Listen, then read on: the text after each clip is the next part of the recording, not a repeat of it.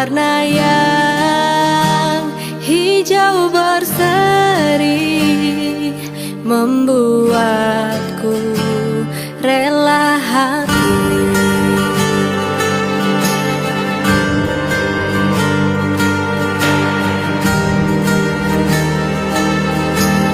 Gerakanku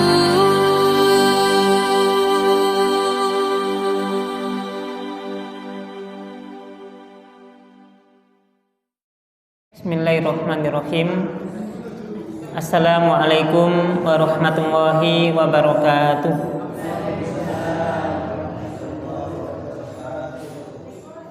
Alhamdulillahilladzi bi ni'matihi tatimmus shalihat. Asyhadu an la ilaha illallah wahdahu la syarikalah wa asyhadu anna Muhammadan abduhu wa rasuluh alladzi la nabiyya ba'dah. Allahumma shalli wa sallim ala hadan nabiyil karim wa ala alihi wa man ittaba'ahum bi ihsanin ila yaumiddin. Amma ba'du. Yang kami hormati jajaran pengurus dan anggota Majelis Tabligh PDM Tuban, ingkang kula hormati pengurus dan pimpinan cabang Muhammadiyah Tambak Boyo, pimpinan cabang Aisyah Tambak Boyo beserta Urtum dan seluruh jamaah Masjid Sabilillah yang dirahmati oleh Allah Subhanahu wa taala. Insyaallah pada kesempatan malam hari ini kita akan menyampaikan satu pembahasan di dalam bab-bab fikih sholat, yaitu bab tentang pahala yang melimpah dengan sholat berjamaah. Kita akan membahas tentang hal-hal yang berkaitan dengan sholat berjamaah. Yang pertama kita pelajari bahwa cara kita mengerjakan sholat itu ada dua. Setunggal inggih menika sholat munfarid, artinya sholat yang kita kerjakan secara sendiri. Kemudian yang kedua adalah sholat jamaah, sholat yang kita kerjakan dengan bersama-sama kaum muslimin yang lainnya.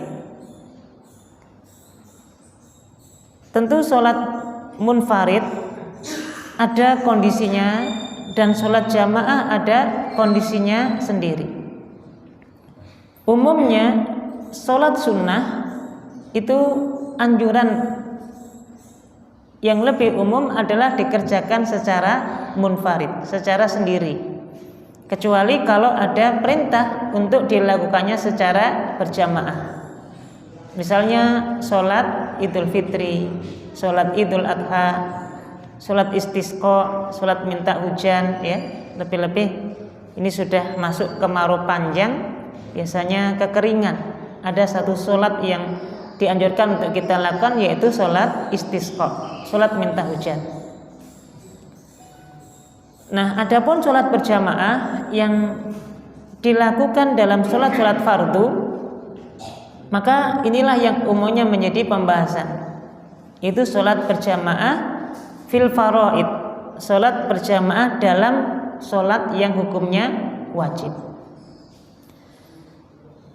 Para bapak dan para ibu, kita akan menyampaikan tentang keutamaan sholat berjamaah, supaya ini mengingatkan kita kembali, menyemangati kita kembali untuk memakmurkan masjid kita dengan kegiatan sholat berjamaah. Betapa besarnya pahala sholat berjamaah yang kita lakukan di setiap kali kita mengerjakan sholat fardu. Yang pertama, bahwa sholat berjamaah itu pahalanya dilipat gandakan oleh Allah Subhanahu wa taala sampai 27 derajat. Ini berdasarkan hadis dari sahabat Abdullah bin Umar radhiyallahu anhuma, anna Rasulullah sallallahu alaihi wasallam qala, bahwasanya Nabi sallallahu alaihi wasallam bersabda, salatul jamaati tafdhulu salatil fardhi bi 27 darajah. Salat berjamaah itu pahalanya dilipat gandakan melebihi dari sholat fardu atau sholat sendirian bisa bi'in wa ishrina darajah dengan 27 derajat kelipatannya. Maka kalau kita mengerjakan sholat sendirian itu pahalanya cuma satu. Sholat duhur misalnya kita kerjakan di rumah sendirian, memang sudah dikatakan gugur kewajiban sholat duhur kita. Kita hanya mendapatkan satu pahala saja. Tapi kalau kita mau ke masjid, kemudian kita mengerjakan sholat duhur berjamaah di masjid, maka pahalanya Allah lipat gandakan menjadi 27 kali lipatnya, 27 derajat. Dan ternyata tidak hanya itu. Di dalam hadis Abu Sa'id Al-Khudri radhiyallahu anhu, qala Rasulullah sallallahu alaihi wasallam, Rasulullah bersabda, "As-salatu fi jama'atin ta'dilu khamsan wa ishrina salatan." Salat berjamaah yang dilakukan seorang muslim ta'dilu khamsan wa ishrina salatan. Satu kali salat berjamaah yang kita lakukan di masjid itu setara dengan 25 salat yang kita kerjakan sendiri. Jadi Bapak Ibu, kalau tadi ya nilai secara pribadi kita kalau dibandingkan dengan sholat sendiri dengan sholat jamaah itu derajatnya berapa? 27 derajat. Sekarang dalam hadis yang lain Nabi menyebutkan tentang dari segi kualitasnya. Kalau kita sholat berjamaah di masjid itu setara dengan 25 kali sholat biasa. Tentu keutamaan yang sangat besar. Siapa di antara kita yang kuat melakukan sholat 25 kali tanpa putus?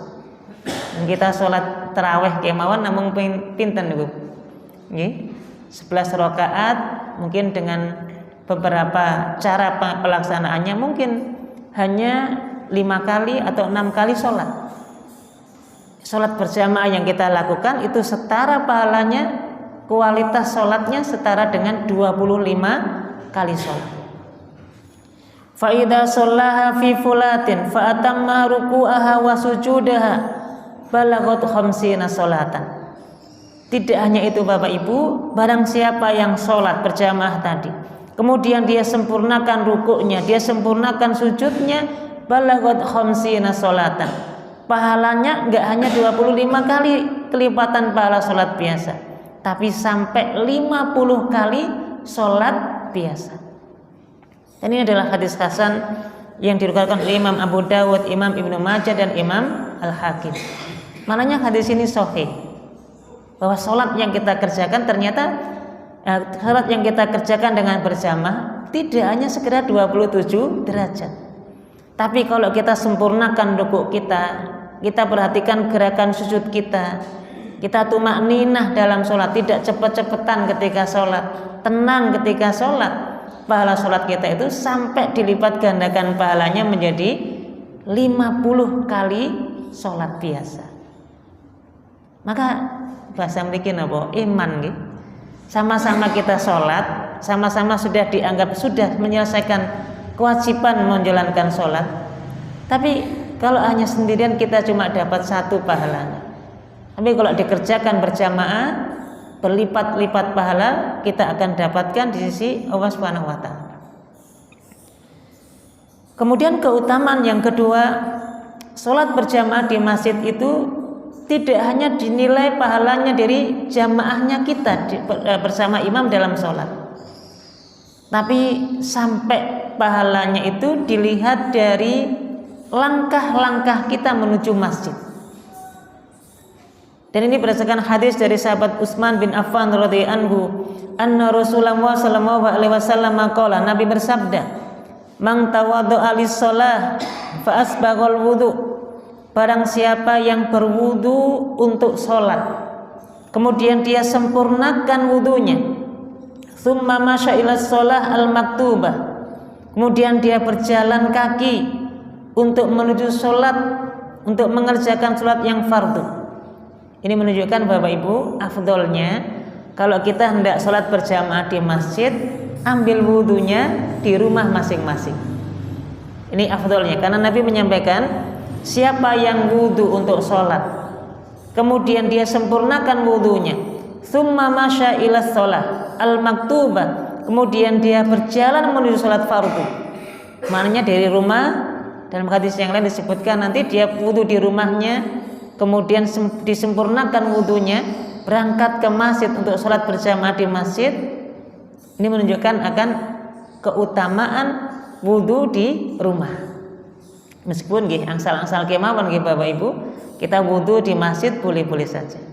Tapi kalau kita ingin mendapatkan keutamaan yang besar dalam sholat berjamaah ini, kita ambil wudu di rumah masing-masing.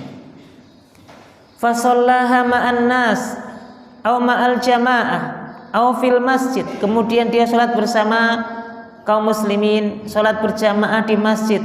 Apa pahalanya? Ghafarallahu lahu dzunubahu.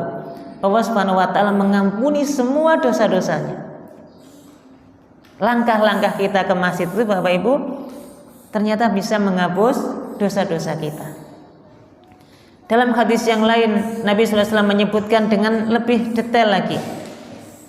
Nabi bersabda, siapa yang berwudu di masjid, siapa yang berwudu dari rumahnya, kemudian dia sempurnakan wudunya, summa kharaja ilal masjid la yukhriju illa shalah, kemudian dia keluar untuk menuju masjid, tidak ada niatan kecuali hanya untuk sholat di masjid, lam yakhtu khutwatan illa rufi'at lahu biha darajah, tidaklah dia melangkah satu langkah kecuali Allah tinggikan derajatnya di sisi Allah Subhanahu wa taala.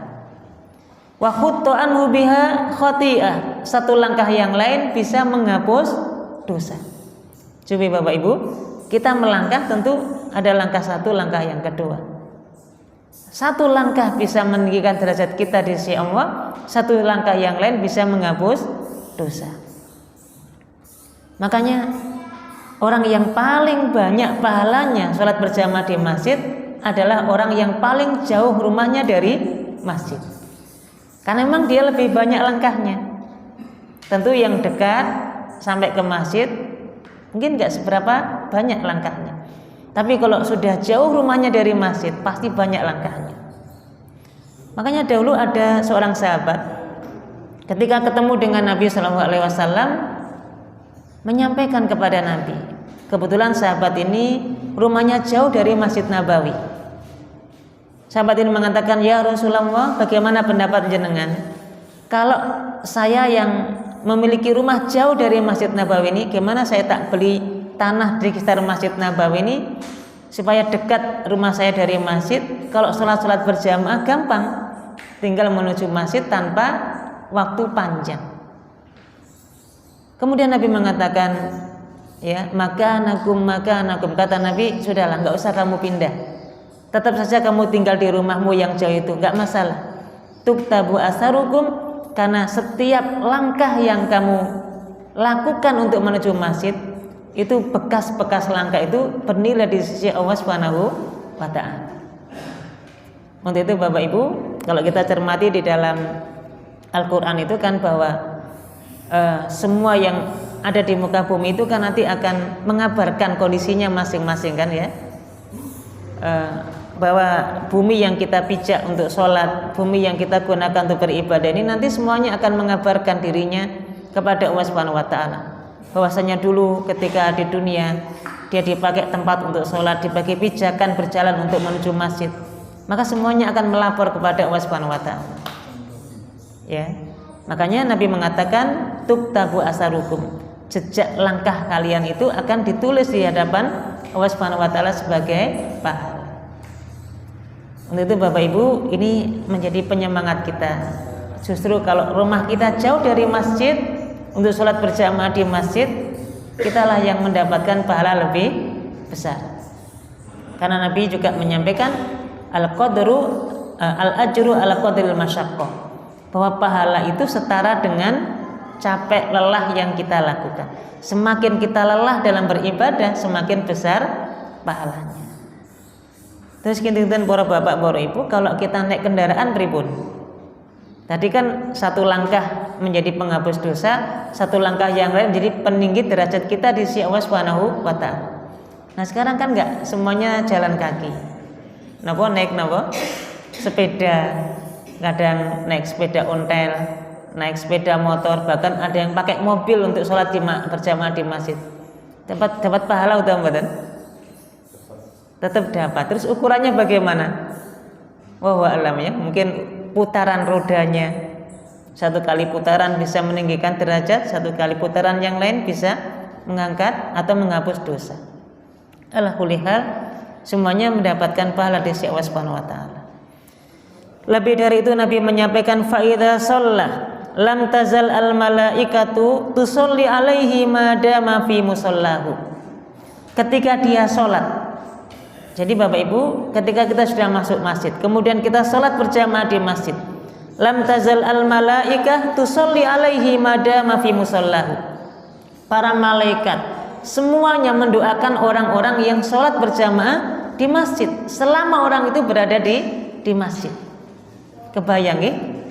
Kita misalnya tadi sholat isya, kita menunggu datang waktu sholat isya, ya. Kemudian selama kita sudah ada di masjid, semua malaikat mendoakan kebaikan, mendoakan keselamatan untuk kita. Malaikat mendoakan Allahumma sholli alaihi, Allahumma arhamhu. Ya Allah, berikanlah keselamatan kepadanya. Ya Allah, berikanlah rahmanmu kepadanya. Wala yazalu ahadukum fi sholatin mangtadhara shalah. Ini yang luar biasa lagi. Dan seseorang akan dicatat pahala mengerjakan sholat mangtadhara shalah, meskipun dia dalam kondisi sedang menunggu datangnya waktu sholat. Misalnya nih Bapak Ibu, kita tadi sholat maghrib sudah berjamaah di masjid, mungkin ya kita lebih memilih sudahlah daripada pulang juga nggak ada yang dikerjakan, sambil nunggu waktu sholat isya kita tetap di masjid. Nunggunya kita di masjid untuk menunggu datangnya waktu sholat isya, selama itu akan dinilai oleh Allah Subhanahu wa taala kita sedang menjalankan sholat. Ini keutamaan yang luar biasa ketika kita melakukan sholat, dan termasuk kita ketika menunggu datangnya waktu sholat. Kemudian jamaah dirahmati Allah, di antara dalil yang lain tentang keutamaan sholat berjamaah di masjid, Nabi bersabda dalam hadis sahih riwayat Imam Al-Bukhari, Imam Muslim, "Lau ya'lamun nasu ma fin nida was-saffil awal." Sekiranya manusia itu mengetahui tentang keutamaan adzan, was-saffil awal, dan shaf yang pertama. Ini shaf yang pertama nih. Sekiranya manusia tahu akan keutamaan adzan dan keutamaan hadir sholat berjamaah di masjid dan menempati shaf yang pertama, summa lam yajidu illa yastahamu alaihi lastahamu, kalaulah mereka tidak mendapatinya kecuali dengan cara diundi, lastahamu, mereka pasti akan mengundinya. Saking rebutannya orang untuk mendapatkan shaf yang pertama, saking desak-desakannya orang untuk mendapatkan shaf yang pertama, sekiranya mereka menyepakati siapa yang keluar namanya dalam undian tersebut, dia yang menempati shaf yang pertama, lastahamu, mereka akan mengundinya. Walau ya'lamuna ma fit tajhir lastabaku ilaih, mereka kalaulah tahu apa yang akan didapati dari pahala-pahala itu, mereka akan saling berlomba-lomba. Para bapak, para ibu, Nabi melanjutkan dalam hadis ini, walau ya'lamuna ma fil aqamah was-subaki la atauhuma walau habwan. Sekiranya mereka mengetahui keutamaan berjamaah sholat isya dan sholat subuh, la atauhuma walau habwan, mereka akan mendatanginya meskipun dalam kondisi merangkak-rangkak. Okay. Ini tentu keutamaan yang besar ketika kita menjaga sholat berjamaah di masjid. Lebih-lebih di sini disebutkan sholat isya dan sholat subuh. Saking besarnya pahala itu sampai kemudian mereka akan merangkak-rangkak untuk bisa sampai datang ke masjid. Kemudian jamaah dirahmati Allah, berikutnya adalah berapa jumlah orang ketika sholat itu sehingga dikatakan sholat berjamaah. Artinya berapa batas minimal kalau kita menjalankan sholat sehingga sholat itu bisa dikatakan sholat berjamaah. Para ulama sepakat bahwa jumlah minimal ketika kita sholat dan dikatakan sholat berjamaah itu adalah dilakukan 2 orang.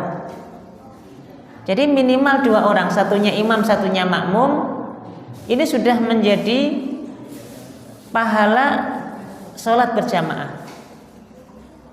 Apa dasarnya? Bahwa 2 orang saja kalau sudah diniatkan sholat berjamaah sudah menjadi pahala sholat berjamaah. Hadis yang disampaikan dari sahabat Malik bin Al-Huwairis, beliau pernah bercerita, atau rajulani an-nabiyya sallallahu alaihi wasallam yuridani as-safar.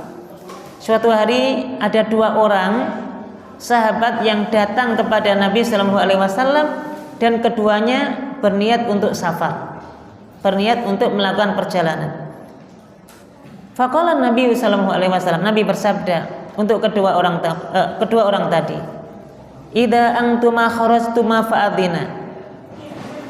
Kalian, kata Nabi, berdua ini kalau hendak bepergian keluar rumah dan mendengar atau tahu datangnya waktu sholat, maka salah satu di antara kalian lakukanlah adzan, kumandangkanlah adzan. Summa uqima, kemudian dirikanlah sholat. Summa liyu ammikuma abkarukuma atau akbarukuma, kemudian hendaknya siapa yang lebih besar di antara kalian hendaknya yang menjadi imam. Coba ini Bapak Ibu, dalam hadis ini Nabi memberikan nasihat kepada 2 orang yang hendak safar, yang hendak melakukan perjalanan. Artinya hanya 2 orang saja. Nabi memberikan nasihat, kalau jenengan mau berangkat safar, berangkat perjalanan, pas mendapati waktu salat masuk, salah satu di antara kalian mengumandangkan adzan, kemudian dirikanlah sholat, salah satu di antara kalian ada yang menjadi imam. Berarti dengan 2 orang saja yang sudah menjalankan sholat, satu jadi imam, satu jadi makmum, ini sudah dianggap menjalankan sholat jamaah, sudah mendapatkan pahala sholat berjamaah. Untuk itu Bapak Ibu, kalau memang misalnya kita tidak bisa ke masjid, mungkin karena ada sesuatu udzur ya, kemudian kita sholat di rumah, minimal lah kita coba cari mungkin anak-anak kita ya, atau mungkin suami atau istri kemungkinan mungkin tidak pas lagi tidak ke masjid, ajak sholat berjamaah di rumah supaya tadi tetap mendapatkan pahala berjamaah, meskipun hanya 2 orang saja, itu sudah dianggap menjalankan sholat berjamaah.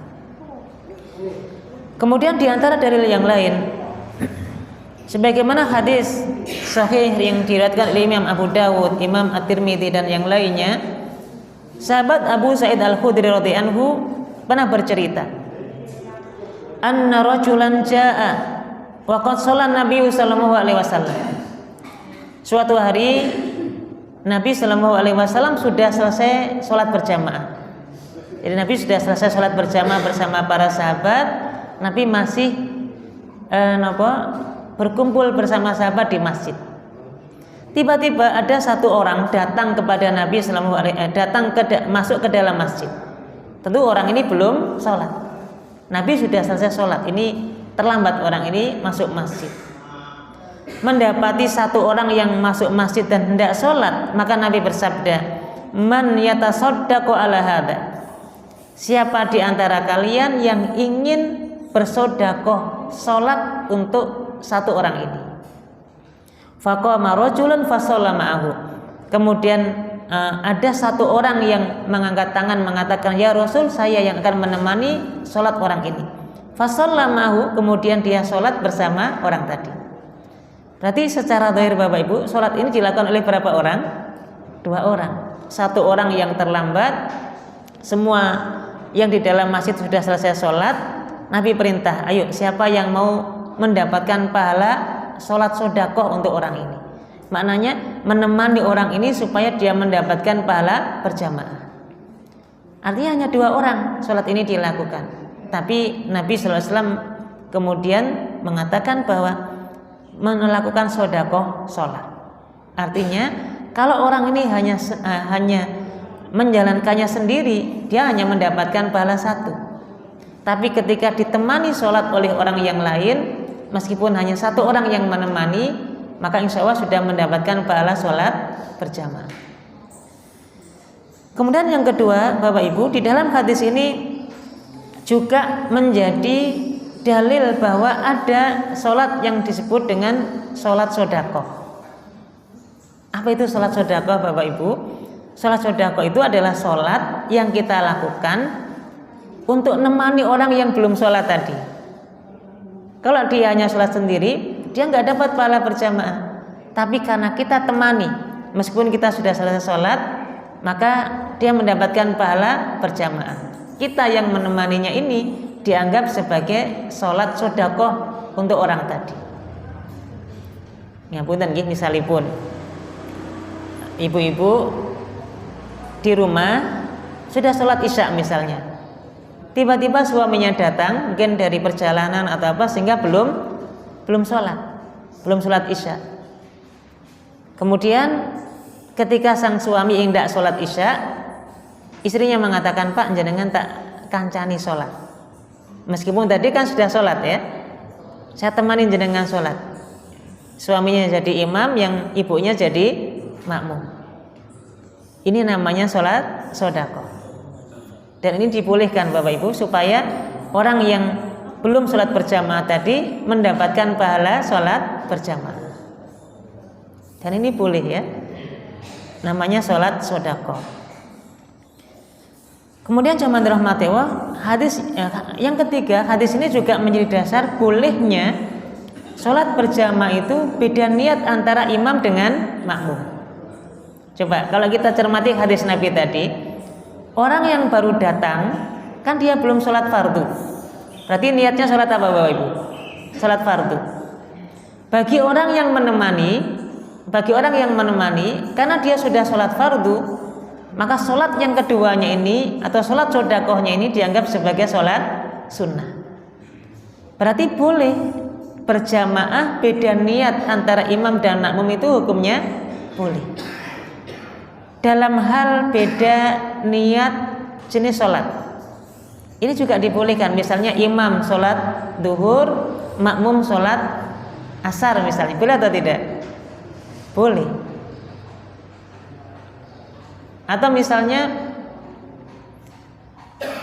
yang satu sholat apa, misalnya sholat maghrib, atau misalnya sholat isya, yang lainnya kemungkinan bisa duhur dan asar misalnya ya. Yang satu misalnya sholat duhur, imamnya sholat yang satu misalnya sholat asar, yang satunya sholat duhur. Apakah mungkin? Mungkin. Prinsipnya adalah boleh-boleh saja sholat berjamaah itu beda niat dalam jenis sholat.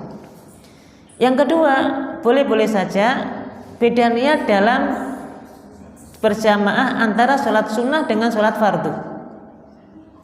Nah ini yang banyak terjadi ya Bapak Ibu. Misalnya ketika kita taraweh, pada waktu kita sholat taraweh, misalnya imam sudah selesai sholat isya dan memulai sholat taraweh, kan 2 rakaat salam, 2 rakaat salam. Makmum yang baru datang tentu dia belum sholat isya. Apa yang harus dia kerjakan? Tentu ikut berjamaah bersama imam. Tentu imam menjalankan sholat taraweh, hukumnya sunnah. Kemudian kita yang terlambat niatnya sholat isya. Nanti kalau imam sudah dapat 2 rakaat salam, kita tidak salam tapi melanjutkan kekurangan rakaat sholat isya 2 rakaat tadi. Apakah dibolehkan? Boleh. Karena tadi ya beda niat dalam sholat berjamaah, hukumnya boleh. Termasuk misalnya ngapunten, mungkin ini juga sering terjadi ya Bapak Ibu. Misalnya kita sudah selesai sholat isya tadi misalnya, kita sudah selesai sholat berjamaah, kemudian kita sholat sunnah ba'diyah isya 2 rakaat. Kita niat sholat ba'diyah isya 2 rakaat. Tiba-tiba datang jamaah baru yang dia belum sholat isya, masuk ke masjid, kemudian hendak berjamaah bersama kita yang niatnya sholat, yang awalnya kita niatnya sholat sunnah ba'diyah isya. Kemudian misalnya menepuk pundak kita, dan dia berniat untuk sholat isya berjamaah bersama kita. Angsal utawa mboten? Angsal utawa mboten? Saya ulangi ya Bapak Ibu. Kita tadi misalnya sudah selesai sholat isya, kemudian kita zikir dan sholat ba'diyah isya 2 rakaat. Kan kita sholat sunnah ini. Tiba-tiba datang makmum yang baru datang. Dia belum sholat isya tentunya. Dan kalau dia sholat sendiri, sholat isya-nya hanya dapat pahala sholat munfarid, gak dapat jamaah. Akhirnya dia kemudian bermakmum dengan kita. Kita yang menjadi imam dengan niatan sholat ba'diyah isya 2 rakaat, datanglah orang baru niatnya ingin jamaah sholat isya bersama kita. Angsal utawa mboten? Angsal. Kenapa tadi? Dalilnya adalah bolehnya beda niat antara imam dengan makmum dalam sholat berjamaah. Ini ngapunten, kadang-kadang banyak didapati karena menganggap bahwa tidak boleh imam itu sholat sunnah, makmumnya sholat fardu. Akhirnya apa? Biasanya pas waktu sholat ba'diyah isya atau sholat ba'diyah maghrib misalnya itu ya, ketika ada makmum baru yang ingin ikut sholat, kemudian biasa memberikan isyarat seolah-olah tidak membolehkan berjamaah bersama orang yang sholat sunnah tadi. Biasanya pun maringi isyarat dispundi Bapak Ibu, mungkin gini-gini atau mungkin gini-gini, kan ngaten nggih, menganggap bahwa nggak boleh, padahal ini hukumnya boleh. Bahkan saya pernah dapat cerita dari kawan-kawan ya, karena menganggap bahwa ini nggak boleh sampai nengok ke belakang, wih aku sholat sunnah, nah nanti batal sholatnya ya, karena dia sudah berbicara mengatakan kata di luar lafaz sholat. Maka boleh Bapak Ibu tetap lanjutkan sholat ya, tetap kita niatnya sholat sunnah ba'diyah tadi, yang lain tadi yang baru ikut dia kemudian niatnya sholat fardu, maka hukumnya boleh, dan tinggal kita mengeraskan bacaan ketika takbir atau ketika rukuk, ketika sujud. Berikutnya jamaah dirahmati Allah,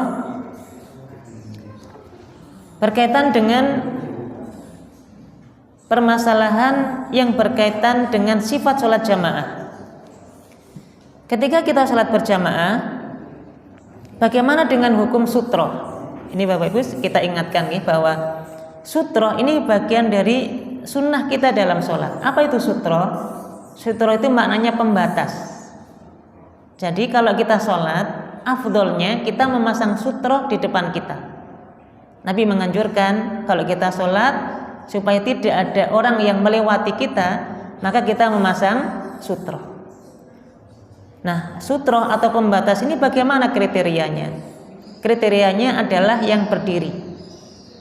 Ada yang mengatakan berdirinya ini paling tidak setinggi pelana kuda. Kurang lebih kalau kita ukur setengah meteran kurang lebih. Maka benda yang bisa diberdirikan ketika kita sholat dan kita taruh di depan kita, itulah yang disebut dengan sutroh. Kemudian termasuk yang bisa jadi sutroh adalah orang, punggung orang. Untuk itu ngapunten nggih Bapak Ibu, kalau misalnya pas kita sudah selesai sholat, kemudian kita berzikir, ada di belakang kita orang yang sedang sholat, ngapunten, jangan mundur atau jangan maju atau jangan menghindar, tetap duduk seperti biasa. Karena kita membantu orang yang sedang sholat ini untuk memasang sutroh dalam sholatnya, dan ini anjuran Nabi Sallallahu Alaihi Wasallam. Kadang-kadang ngapunten kita merasa pakai kok aku kok disolati gitu kadang-kadang. Padahal mboten menapa, ini bagian dari sutroh yang dibolehkan. Nah, bagaimana dengan sholat berjamaah? Ketika kita sholat berjamaah, bagaimana dengan sutrohnya? Maka disebutkan sutrotul imam, sutrotun lil makmum. Sutrohnya imam adalah sutrohnya makmum. Artinya bab ini Bapak Ibu sangat mungkin misalnya kita dalam sholat berjamaah, ini imam di depan sini, ini shaf yang pertama, shaf yang kedua. Tiba-tiba di shaf yang pertama ini ada makmum yang batal sholatnya. Namanya batal ya harus membatalkan diri, keluar masjid, wudhu, dan ikut kembali sholat berjamaah. Ketika hendak keluar masjid, ini kan mau nggak mau melewati makmum yang lain. Padahal tadi nggih Bapak Ibu ada aturan, kalau kita sedang sholat, kemudian ada orang yang lewat di hadapan kita, itu kan kita diperintahkan untuk menghalangi orang tersebut supaya tidak melewati kita, tempat sujud kita. Dengan cara bagaimana? Kalau kita sholat sendiri, itu kan kalau misalnya ada orang lewat di depan kita, kita halangi dia seperti ini, kemudian kita pinggirkan supaya dia lewat ke belakang kita, supaya nggak melewati tempat sujud kita. Bahkan dalam sebuah hadis dikatakan, kalau misalnya kita sedang sholat, tiba-tiba ada orang yang melewati tempat sujud kita, kita sudah halangi dia, tapi dia tetap memaksa supaya tetap bisa lewat di depan sholat kita, Nabi mengatakan boleh dibunuh orang tadi. Kenapa? Karena hakikatnya ini adalah penampakan dari setan. Sampai segitunya ya, Nabi mengajarkan kepada kita supaya tempat sujud kita ini tidak dilewati oleh orang lain. Sebaliknya Nabi menyampaikan bagi orang yang lewat di depan orang yang sedang sholat, Nabi menyampaikan kalaulah orang yang hendak lewat di depan orang yang sedang sholat tahu tentang bahaya dosanya, maka dia akan mengambil jarak sekian puluh tahun perjalanan supaya dia tidak melewati orang yang sedang sholat tadi. Untuk itu Bapak Ibu, melewati orang yang sedang sholat itu bukan dosa sepele, itu dosa besar, termasuk kesalahan, termasuk dosa yang sangat besar di sisi Allah Subhanahu wa Ta'ala. Makanya kita kalau sedang sholat ada orang yang melewati kita diperintahkan untuk memberikan isyarat, mungkin tangan kita seperti ini, kemudian kita pinggirkan dia ke belakang. Nah, tujuannya memasang sutro itu supaya ketika dia lewat itu bisa di depan di sebelah sananya sutro, supaya tidak mengganggu ketika kita sholat. Untuk itu Bapak Ibu afdolnya ya kalau mau sholat bisa langsung mungkin mendekat ke tembok ya, atau mungkin ke dinding. Kalau ibu-ibu ada pembatas ya, jadi tidak sholat di tengah sana tanpa ada pembatas atau sutroh yang dipasang. Nah sekarang bagi makmum yang ketika mendapati ada jamaah yang batal sholatnya tadi, otomatis kan melewati jamaah yang lain. Apa perlu dihalang-halangi atau mboten Bapak Ibu? Misalnya dari shaf yang pertama, ini hendak dari pojokan sana misalnya nggih. Tempat wudunya kan mriko nggih. Otomatis nanti melewati shaf yang kedua atau yang ketiga. Shaf jamaah yang kemudian makmum yang sedang sholat tadi, ketika ada jamaah yang sedang lewat, niku perlu dihalang-halangi utawa mboten? Dibiarkan. Kenapa Bapak Ibu? Sutrohnya makmum, sutrohnya kita itu adalah ikut sutrohnya imam. Selama imam tidak ada yang melewati di depan sholatnya atau di tempat sujudnya, maka makmum juga berlaku hukum yang sama. Ya, untuk itu Bapak Ibu tidak perlu dihalang-halangi. Biarkan jamaah ini bila perlu kasih jalan supaya dia bisa cepat keluar untuk memperbarui wudunya, ya, supaya dia bisa bersalat berjamaah yang bersama para makmum yang lain.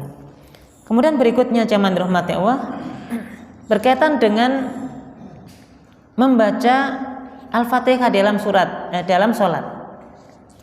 berjamaah, tentu dalam hal sholat yang dijaharkan maupun yang disirkan. Bagaimana hukum membaca surat Al-Fatihah dalam sholat berjamaah ketika kita bermakmum dengan imam? Tentu kita pahami bahwasanya surat Al-Fatihah ini merupakan rukun di dalam sholat. Nabi menyampaikan la sholata liman lam yaqra bi Fatihatil kitab. Tidak dianggap sholat yang sah bagi seseorang yang sholat ketika dia tidak membaca surat Al-Fatihah. Ya, maka batal sholat kita kalau kita nggak membaca surat Al-Fatihah di dalam sholat. Kalau kita sholat sendiri, otomatis ini wajib nih Bapak Ibu. Setiap rakaatnya kita harus baca surat Al-Fatihah, karena ini rukun dalam sholat. Sekarang bagaimana dengan sholat berjamaah? Apakah makmum tetap wajib membaca Al-Fatihah ataukah tidak? Maka dalam hal ini ada 3 pendapat para ulama tentang apakah makmum tetap wajib membaca Al-Fatihah di belakang imam ataukah tidak. Pendapat yang pertama mengatakan la yaqra'u al-ma'mum fis sirriyah wala fil jahriyah. Kalau sudah sholat berjamaah bersama dengan imam, maka makmum tidak diwajibkan membaca surat Al-Fatihah baik dalam salat sirriyah maupun salat jahriyah. Apa dasarnya? Hadis Nabi Shallallahu Alaihi Wasallam, "Man kana lahu imam, fa qiraatul imam lahu qiraah." Barang siapa yang salat bersama dengan imam, maknanya dia salat berjamaah bersama imam, fa qiraatul imam lahu qiraah. Bacaannya imam itu sudah menjadi bacaannya makmum. Makanya dalam pendapat yang pertama mengatakan berarti makmum sudah tidak perlu membaca surat Al-Fatihah, karena otomatis imamnya sudah membaca surat Al-Fatihah baik secara jahriyah maupun sirriyah. Masa imamnya nggak baca Al-Fatihah? Pasti baca, dan bacaannya imam sebagai wakil bagi bacaannya makmum. Kemudian pendapat yang kedua, dan ini pendapat jumhurul ulama, kebanyakan para ulama, yaqra'u fi sirriyah dunal jahriyah. Pendapat jumhur ulama mengatakan bahwa kalau kita sholat berjamaah, maka ketika sholat sirriyah, sholat duhur, sholat asar yang bacaannya tidak dikeraskan, kita sebagai makmum ini wajib membaca surat Al-Fatihah. Adapun kalau sholat yang dijaharkan, sholat isya, sholat maghrib, sholat subuh, ya, karena imamnya sudah membaca surat Al-Fatihah yang dijaharkan, maka kita tidak perlu membaca surat Al-Fatihah. Dan ini adalah pendapat jumhurul ulama, termasuk pendapat yang dipilih oleh Syekhul Islam Ibnu Taimiyah, dan ini berdasarkan dalil ayat Al-Quran, wa idza quri'al Quran fastami'u lahu wa ansitu la'allakum turhamun. Apabila dibacakan Quran, maka dengarkanlah, simaklah dengan baik, la'allakum turhamun, supaya kalian menjadi orang-orang yang mendapatkan rahmat. Para ulama tafsir menyebutkan bahwa anjuran untuk mendengarkan Quran dan menyimak dengan baik itu bisa di dalam sholat maupun di luar sholat. Kita di dalam sholat tentu mendengar bacaan Quran, termasuk Al-Fatihah itu juga bagian dari bacaan Quran. Maka kewajiban kita sebagai makmum hanya mendengar saja, ya. Fastami'u lahu wa ansitu, dengar, simak baik-baik. Untuk itu kalau sudah membaca Al-Fatihahnya imam, berarti kita sudah cukup tidak membaca lagi, karena sudah perintahnya untuk mendengar saja. Kemudian jamaah dirahmati Allah, pendapat yang ketiga mengatakan yaqra'u fi sirriyah wal jahriyah wala budda. Pendapat yang ketiga mengatakan baik dalam sholat yang disirkan, yang tidak dikeraskan bacaannya, maupun yang dikeraskan bacaannya, tetap wajib membaca surat Al-Fatihah. Apa dasarnya? Kembali ke dasar hadis tadi. Saking pentingnya surat Al-Fatihah itu sampai Nabi mengatakan, la sholata liman lam yaqra' bi fatihatil kitab. Tidak ada sholat, maknanya tidak sah sholat seseorang ketika dia sholat dan tidak membaca surat Al-Fatihah. Dan dalam hadis ini Nabi SAW menyampaikannya umum, bahwa Al-Fatihah itu menjadi rukun dalam sholat umum, baik sholat yang dilakukan berjamaah atau tidak berjamaah, sholat sirriyah maupun sholat jahriyah, Nabi nggak sebutkan itu. Berarti semua kondisi sholat wajib membaca surat Al-Fatihah, termasuk dalam berjamaah, meskipun sirriyah maupun jahriyah tetap membaca surat Al-Fatihah. Jamaah dirahmati Allah, ini khilafiyah yang cukup panjang ya di kalangan para ahli ilmu. Tapi kalau kita simpulkan, ketika kita sholat berjamaah bersama imam dan dalam bacaan Al-Fatihah, maka kita bisa rinci. Yang pertama, kalau sholat sirriyah, sholat yang dipelankan bacaannya, sholat duhur, sholat asar, karena kita tidak mendengar bacaan imam, kita sebagai makmum tetap membaca surat Al-Fatihah, karena kita nggak mendengar bacaan imam, gitu. Kemudian yang kedua, dan ini pendapat yang kemudian juga diambil oleh majelis tarjih ya, dalam HPTM nanti kita menjumpai cara kita membaca Al-Fatihah dalam salat berjamaah itu, kalau kita sudah jelas-jelas mendengar bacaan Al-Fatihahnya imam, maka kita tidak perlu lagi membaca surat Al-Fatihah. Karena tadi yang pertama dasarnya adalah qiraatul imam, qiraatul makmum. bacaannya imam sudah menjadi bacaannya makmum. Dalil yang kedua tadi, perintah kalau kita mendengar Quran, kalau kita mendengar bacaan Quran, kita diperintahkan untuk menyimaknya. Berarti nggak perlu lagi membaca surat Al-Fatihah. Nah ini wallahu alam ya, kalau di HPTM lebih mengambil pendapat yang tadi, cukup mendengarkan bacaan imam tanpa harus kita mengulang bacaan Al-Fatihah secara sendiri. Meskipun juga ada yang mengatakan, termasuk ini mazhab pertengahan ya, yang mengatakan meskipun kita berjamaah bersama imam, dalam kondisi mungkin posisi kita di belakang, sehingga tidak mendengar bacaan Al-Fatihahnya imam, karena kita tidak mendengar, maka ada baiknya kita membaca sendiri. Karena kita nggak mendengar, mungkin misalnya pas sholat ya suaranya kecil, tidak ada mic-nya misalnya, kita nggak mendengar, maka afdolnya tetap kita membaca surat Al-Fatihah secara mandiri. Sekarang menjadi pertanyaan Bapak Ibu, bagi kita yang hendak membaca surat Al-Fatihah itu kapan kita bacanya? Ada beberapa pendapat. Pendapat pertama mengatakan kita baca selesai satu ayat yang dibaca oleh imam, kita baca ayat tersebut. Misalnya imam baca Alhamdulillahirabbil alamin, kita baca dalam hati Alhamdulillahirabbil alamin. Ar-Rahmanir-Rahim, kita makmum baca dalam hati Ar-Rahmanir-Rahim. Sampai tuntas waladhdallin kita baca terakhir tadi. Ini pendapat yang juga dipulihkan seperti itu. Kemudian yang kedua, ada yang berpendapat kita membaca Al-Fatihah selesai imam tuntas membaca surat Al-Fatihah. Jadi misalnya imam baca Al-Fatihah, kita dengarkan Al-Fatihahnya imam.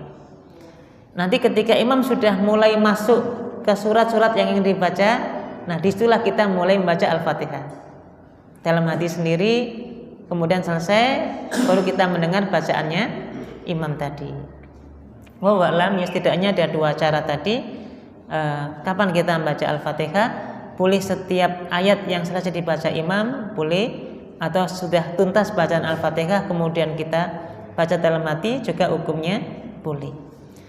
Wallahu a'lam bishawab. Bapak Ibu, tentu sangat panjang pembahasan salat berjamaah ini, kita ambil beberapa poin saja.